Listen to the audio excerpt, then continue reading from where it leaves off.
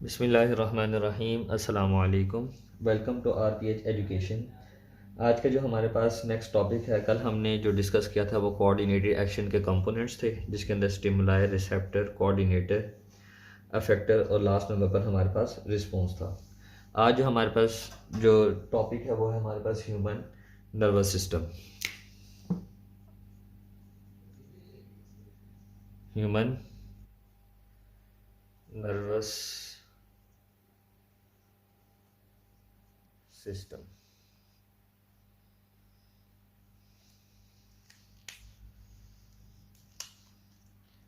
Human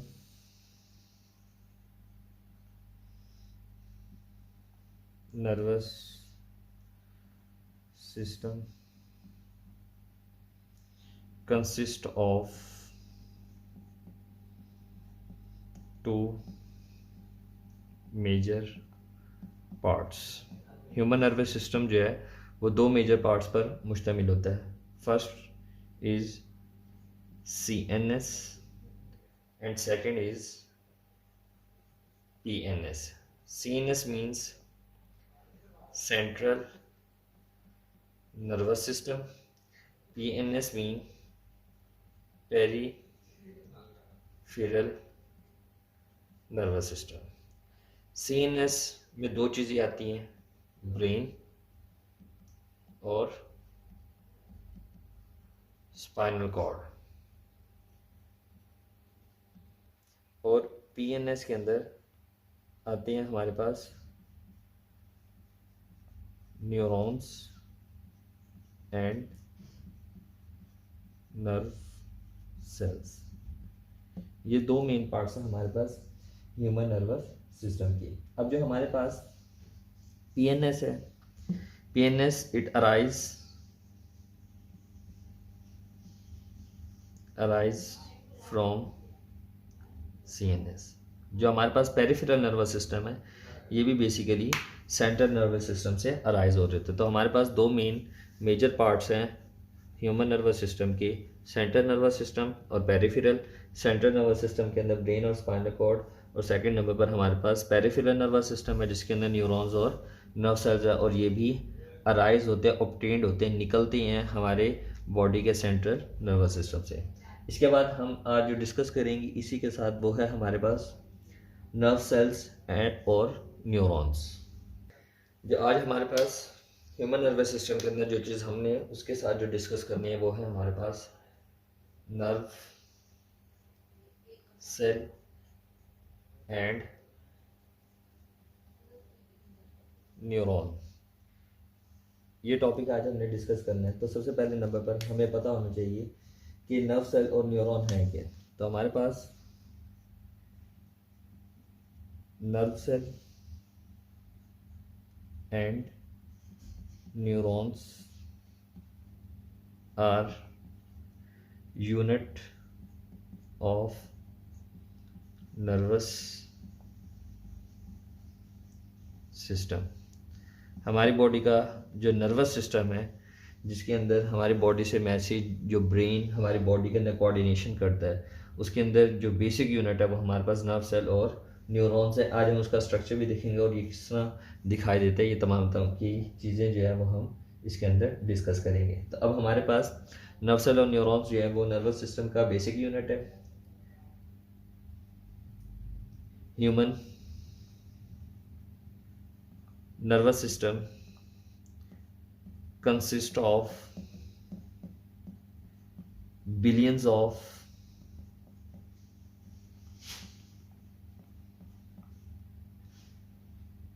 neurons and nerve cell। हमारी body का nervous system जिसके अंदर ब्रेन और स्पाइनल कॉर्ड और पेरिफेरल नर्वस सिस्टम आता है, उसके अंदर न्यूरॉन्स और नर्व्स ये दोनों बिलियंस की फॉर्म के अंदर मौजूद होते हैं। बिलियंस की तादाद में ही हमारी बॉडी के अंदर मौजूद है। तो human nervous system consist of billions of neuron and nerve cell that support जो सपोर्ट करते हैं, जो सहारा लगाते हैं हमारे नर्व सेल्स को। तो ये हमारे पास इसका इंट्रोडक्शन है। अब न्यूरॉन्स करते क्या, फंक्शंस ऑफ न्यूरॉन्स, न्यूरॉन्स का काम क्या है, फंक्शन क्या है। तो फंक्शन को अगर हम देखें,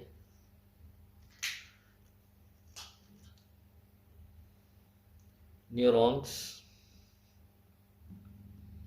carry nerve impulse from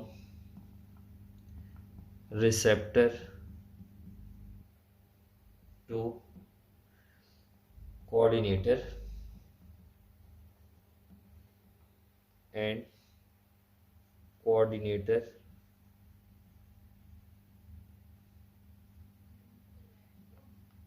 to effector. तो न्यूरॉन्स जो हैं वो हमारी बॉडी के अंदर मैसेज को ट्रांसफ़र करते हैं रिसेप्टर से कोऑर्डिनेटर, रिसेप्टर से कोऑर्डिनेटर नर्व इम्पल्स को लेकर जाए, नर्व इम्पल्स मैसेज जो हमारे बॉडी के अंदर रिसेप्टर से कोऑर्डिनेटर तक जाता है, कोऑर्डिनेटर से अफेक्टर, अफेक्टर पर जाकर हमारी बॉडी कोई ना कोई एक्शन परफॉर्म करते हैं जिसको हम रिस्पॉन्स करते हैं। तो ये हमारी बॉडी के अंदर नर्व सेल और न्यूरॉन्स का काम है। अब हमारी बॉडी के अंदर इसके स्ट्रक्चर को पहले हम पढ़ने से पहले हम डिस्कस करते हैं नर्व इम्पल्स क्या होती है।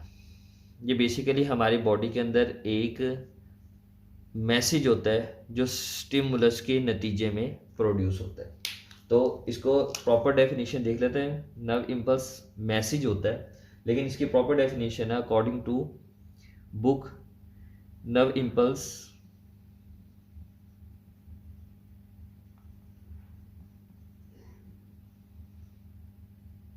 Is a wave, nerve impulse एक वेव है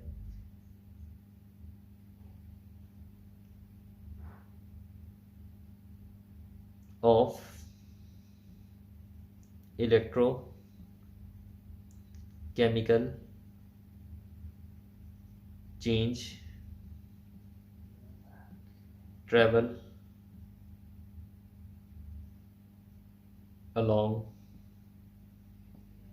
the length of neuron।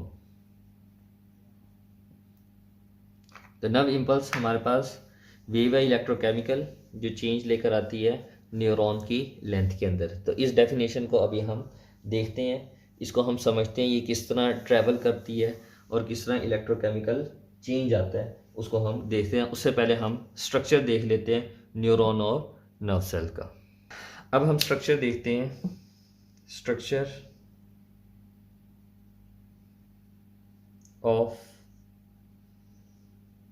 Neuron, neuron का स्ट्रक्चर हम देखते हैं वो किस तरह होता है, क्या क्या चीज़ें इसके अंदर मौजूद होती हैं। तो हमारे पास न्यूरॉन के अंदर, neuron have two main parts, neuron के दो मेन पार्ट्स होते हैं। पहला सेल बॉडी और दूसरा एक्सॉन। ये दो मेन पार्ट्स होते हैं न्यूरॉन के। अब हमारे पास सेल बॉडी के अंदर क्या क्या चीज़ें शामिल होती हैं। पहले नंबर पर साइटोप्लाज्म, दूसरा न्यूक्लियस और डेंड्राइट्स। अभी हम इसकी डायग्राम से देखते हैं कि कौन सी चीज़ क्या होती है, उसको भी हम देखते हैं। उसके अलावा हमारे पास एक्सॉन के पास होते हैं श्वान सेल,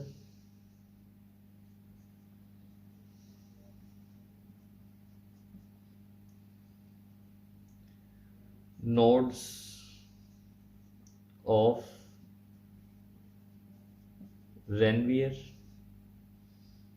और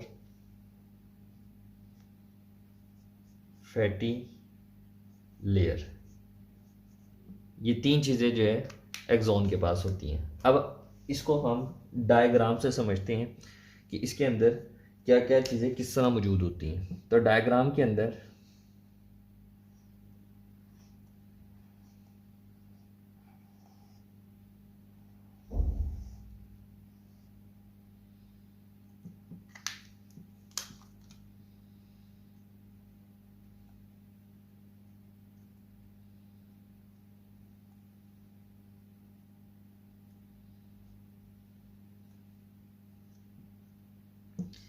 ये ग्रीन जो स्ट्रक्चर है ये है हमारे पास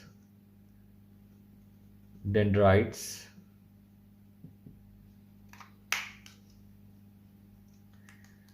ये वाला हिस्सा जो गुलाई में नज़र आ रहा है इसको हम सेल बॉडी कहते हैं।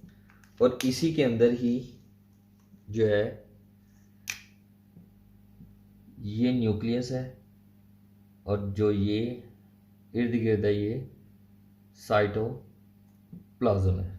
तो ये साइटोप्लाज्म, दरमियान के अंदर न्यूक्लियस। उसके बाद हमारे पास ये तो हो गया ऊपर सेल बॉडी। अब ये वाला हिस्सा ये कहलाता है एक्सॉन। अब एक्सॉन के अंदर श्वान सेल्स कौन से हैं, नोड्स ऑफ रेनवियर क्या है और फैटी लेयर क्या है। अब ये स्ट्रक्चर, ये जो उभार नजर आ रहे हैं इसके अंदर,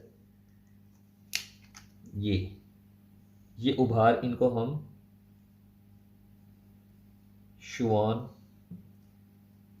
सेल का नाम देते हैं। इसके ऊपर इसके दरमियान के अंदर कोई हिस्सा खाली है, ये इन दोनों के दरमियान के अंदर हिस्सा खाली है जिसको हम नोड्स ऑफ रेनवियर का नाम देते हैं। और एक्सॉन के ऊपर एक लेयर बनती है, एक्सॉन के ऊपर यूं करके एक लेयर बनती है। उस लेयर को जो है वो माइलिनेटेड शीथ कहा जाता है। ये प्रोड्यूस होती है, फैटी लेयर भी इसे कहते हैं और माइलिनेटेड शीथ भी कहते हैं। तो दूसरा नाम इसका माइलिनेटेड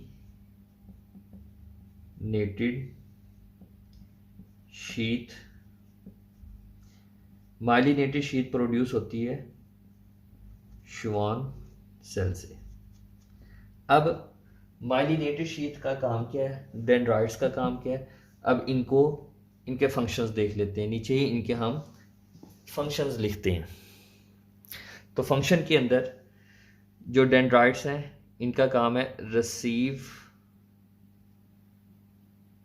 मैसेज। जो मैसेज आया होगा उसको ये रिसीव करेंगी।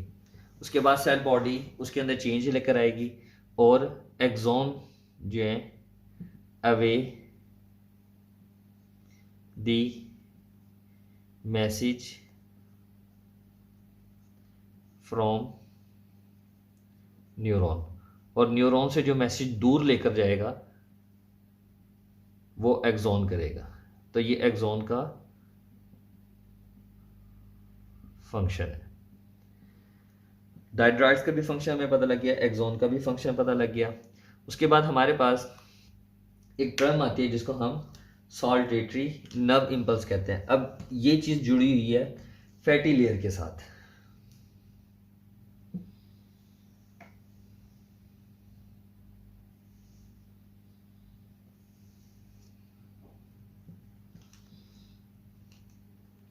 अभी हमने फैटी लेयर के साथ एक चीज जुड़ी का डिस्कस करना है, वो होती है हमारे पास सॉल्टेटरी नर्व इंपल्स। ये जुड़ी है फैटी लेयर के साथ। अब ये होता क्या है, नर्व इंपल्स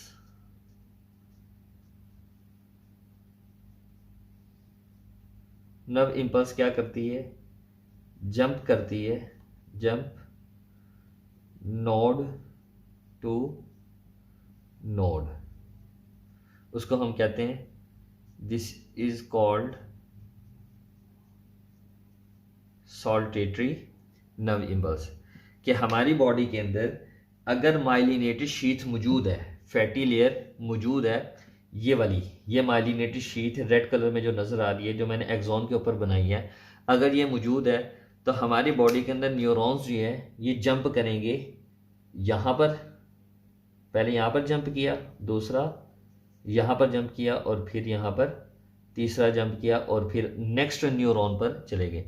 तो ये जो जंपिंग है, जो नर्व इम्पल्स यूं करके जंप कर रही है, तो ये जो जंपिंग है इसको हम सॉल्टेटरी नर्व इम्पल्स कहते हैं। जो नर्व इम्पल्स जंप करती है नोड टू नोड, इसको हम सॉल्टेटरी नर्व इम्पल्स कहते हैं।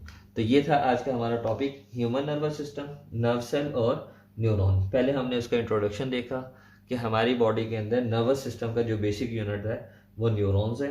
दूसरे नंबर पर हमने इसका देखा कि ये करता क्या है, तो इसकी डेफिनेशन के अंदर ये फंक्शन जो हमने देखा वो था कि ये नर्व इम्पल्स को कैरी करवाता है रिसेप्टर से कोऑर्डिनेटर और कोऑर्डिनेटर से अफेक्टर।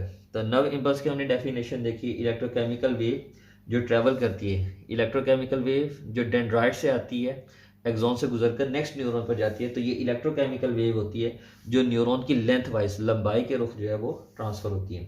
उसके बाद हमने इसका स्ट्रक्चर देखा कि दो मेन पार्ट्स होते हैं न्यूरॉन के, सेल बॉडी और एक्सॉन। सेल बॉडी के अंदर तीन, साइटोप्लाज्म, न्यूक्लियस और डेंड्राइट्स।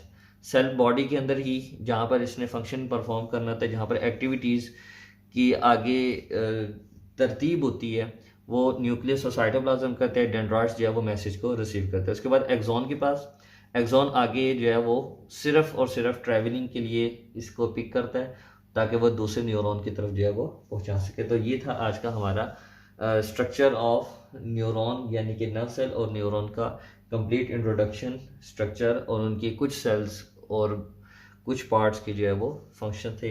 इसमें से आपको कुछ नहीं समझ आया तो कमेंट सेक्शन में रब्ता कीजिएगा। अपना ख्याल रखिएगा। अल्लाह हाफिज़।